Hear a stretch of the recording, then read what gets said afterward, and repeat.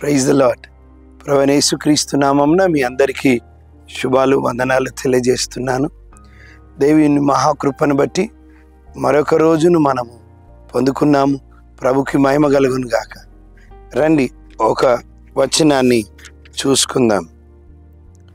కాబట్టి ఈ నా మాటలు విని వాటి చొప్పున చేయు ప్రతివాడును బండ మీద తన ఇల్లు కట్టుకొనిన బుద్ధిమంతుని పోలియుండును.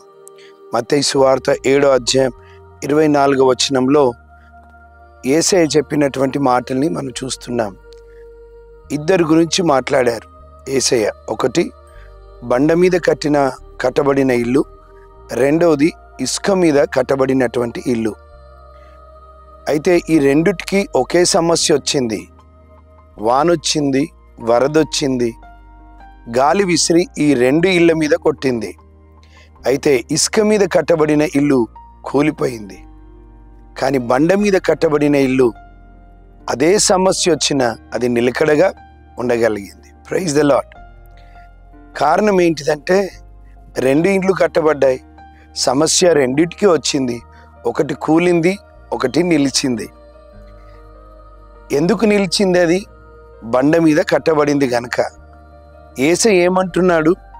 ఈ నా మాటలు విని దాని ప్రకారము చేయు ప్రతివాడును అంటున్నాడు.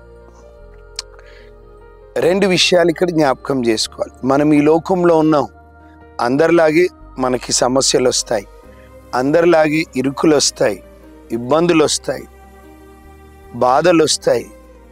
ఎన్ని సమస్యలు వచ్చినా నీవు ప్రభు కొరకు నిలకడగా ఉండాలంటే ప్రభు చెప్తున్నటువంటి మాట ఏంటిదంటే బండ మీద కట్టబడాలి. బండ ఏంటిది? యేసయ్య అంటున్నాడు, ఈ నా మాటలు వినాలి.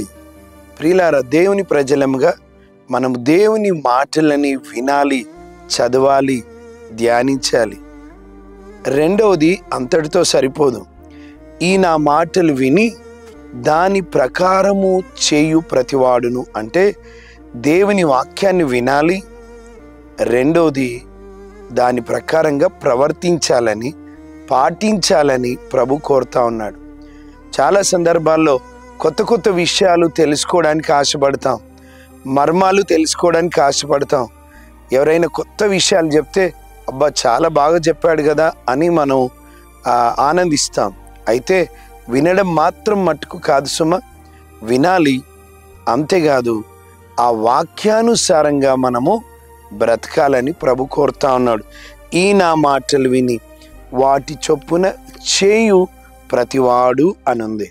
ఈరోజు దేవుని మాటలు విందాం, ధ్యానిద్దాం, చదువుదాం. అంతేకాదు ఆ వాక్యానుసారంగా చేయిద్దాం. అది ప్రభు కోరుతున్నాడు.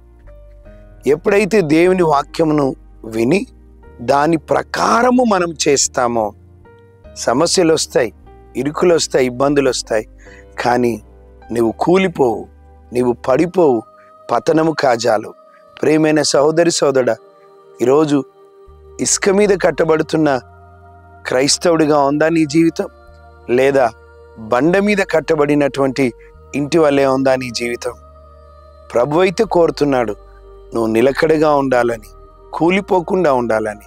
అయితే ప్రభు మాటలు విందాము, దాని ప్రకారం చేద్దాము. ఏదొచ్చినా నువ్వు కూలిపోవు, నీవు పడిపోవు, ప్రభు కొరకు నిలబడతావు. ప్రభు నిన్ను ఆశీర్వదించునుగాక. ఆమెన్. వందనాలు.